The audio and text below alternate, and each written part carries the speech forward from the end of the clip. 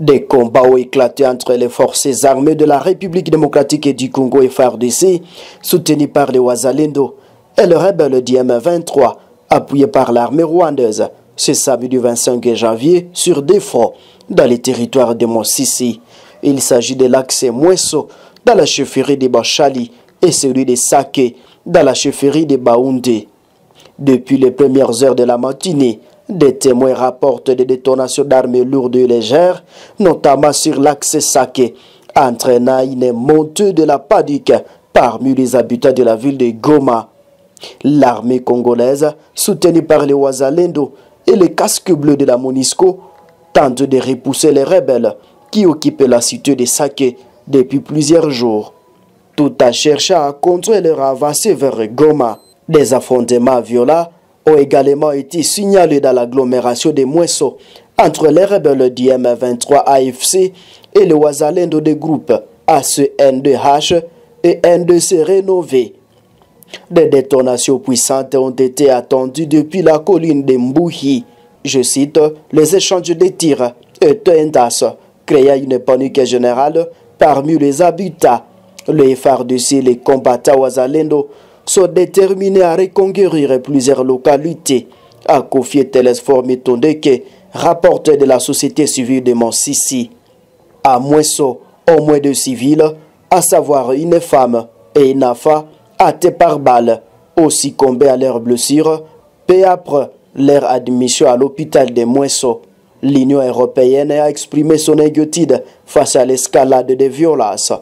Dans une déclaration officielle, elle a condamné la capture de villes stratégiques par le M23, qualifiant ces actions, je cite, des violations inacceptables du cessez-le-feu. Plus de 80 000 personnes vivent actuellement dans les cas autour de Goma et de milliers d'autres fuient vers des zones urbaines, augmentant leur vulnérabilité face à la violence. Bruxelles a fermement exhorté le M23 à mettre un terme à son offensive et à se retirer des zones occupées, tout en appelant les Rwandais à cesser son soutien aux rebelles, soulignant que cette interface constitue une violation du droit international et de la souveraineté congolaise. Pouvez-vous nous tracer la situation sécuritaire de ces jours? Porteur général de la société civile territoire de Masisi. Il faut noter que les affrontements ont eu lieu sur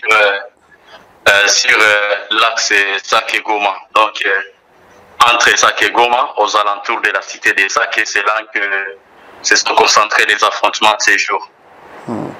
Alors, le bilan, c'est comment et quelle est la situation humanitaire?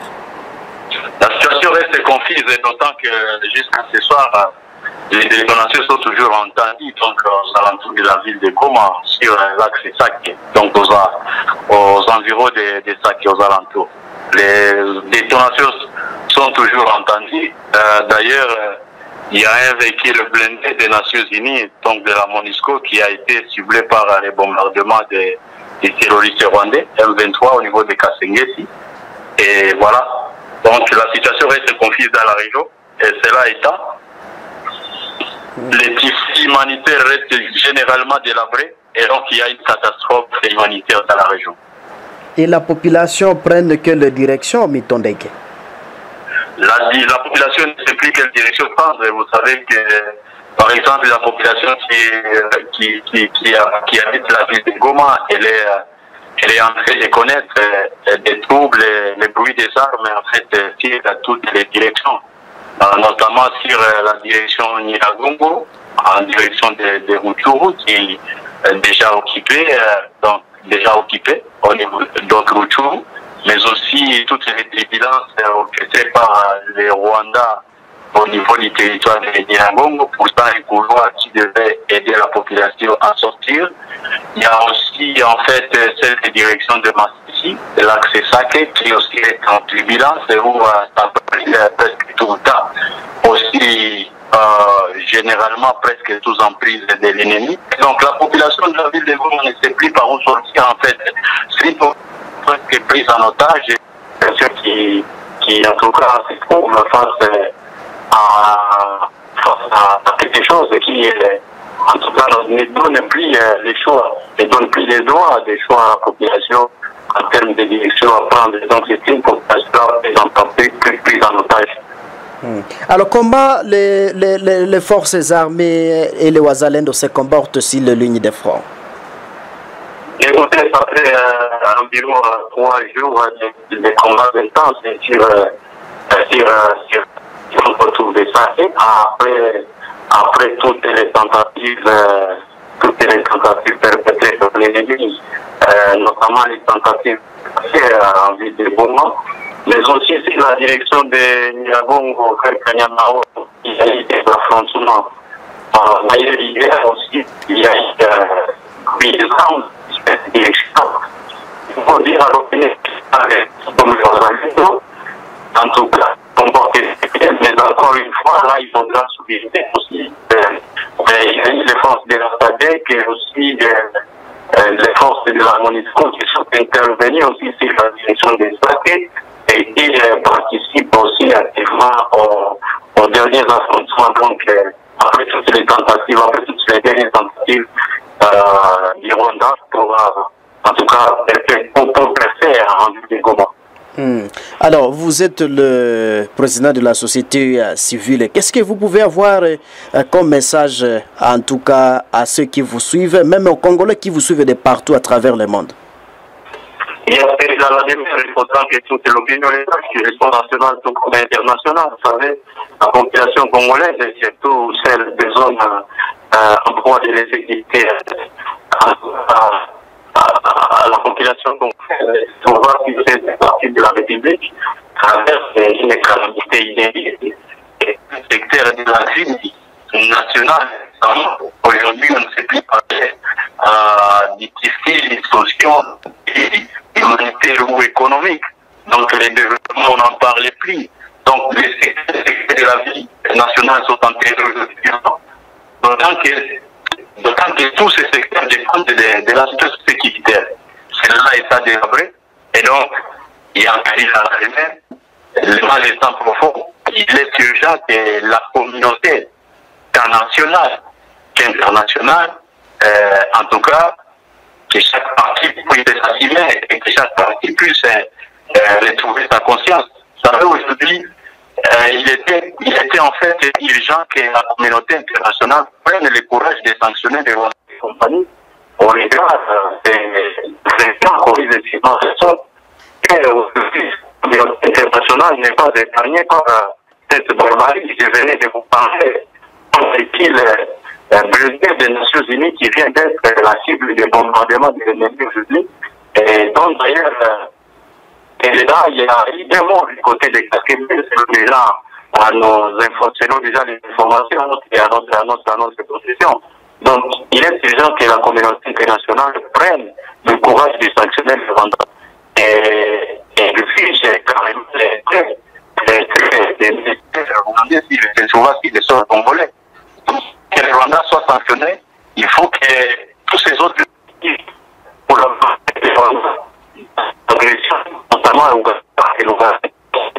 Et rien d'autre exactement parce qu'il faut approfondir les responsabilités, mais en principal, c'est le Rwanda. C'est le Rwanda qui est l'organisateur, qui est même le premier bénéficiaire de cette agression qui doit être sanctionné par cette communauté internationale parce que le Rwanda nécessite d'énerver le principe de sa conscience du droit international humanitaire. Donc, il faut qu'il y ait de ce courage-là au niveau de la communauté internationale. Au niveau national, il faudra repenser toutes les stratégies. Il faudra compléter chacun puisse mettre la paix à la patte pour la restauration de la paix et de la sécurité. C'est une affaire qui ne concerne pas une seule personne, c'est une affaire qui concerne toute une nation. Et donc, il faut examiner les raisons, examiner les consciences. Et chaque Congolais prenne en compte de lutter contre toutes ces barbaries posées à notre pays. Il a une série d'assistance humanitaire holistique parce qu'il y a des millions de populations vivant aujourd'hui dans une calamité, en tout cas sans précédent. Il y a des enfants, de femmes, des personnes de troisième âge qui sont en train de mourir tout le temps, soit qui meurent par la voie de la faim, si pas parfait. Donc, les populations qui se meurent, soit de santé, il y en a d'autres qui meurent de la promiscuité, il y a des gens qui meurent des suites de bombardements, des assassinats, de meurtres, et donc bien d'autres formes de crimes imposés à la population congolaise. Et il faudra que les Rwandais aussi soient, en tout cas, condamnés pour l'ensemble des crimes multiformes et multisectoriels imposés à notre pays. Il faut beaucoup de courage à tous les niveaux, que ce soit au niveau de la communauté internationale, tout comme au niveau national. Il y a la responsabilité première qui incombe aux dirigeants congolais, parce que la population congolaise c'est les dirigeants. Et donc à ce niveau-là, c'est une façon d'exhorter, une façon d'interpeller. Voilà pourquoi d'ailleurs nous parlons d'un examen des raisons, d'un examen de conscience, d'un recouvrement de tous les Congolais qui chacun puisse s'assumer, les responsabilités étant à des degrés différents certainement. Mais il faudra que chaque Congolais puisse jouer en premier et son rôle.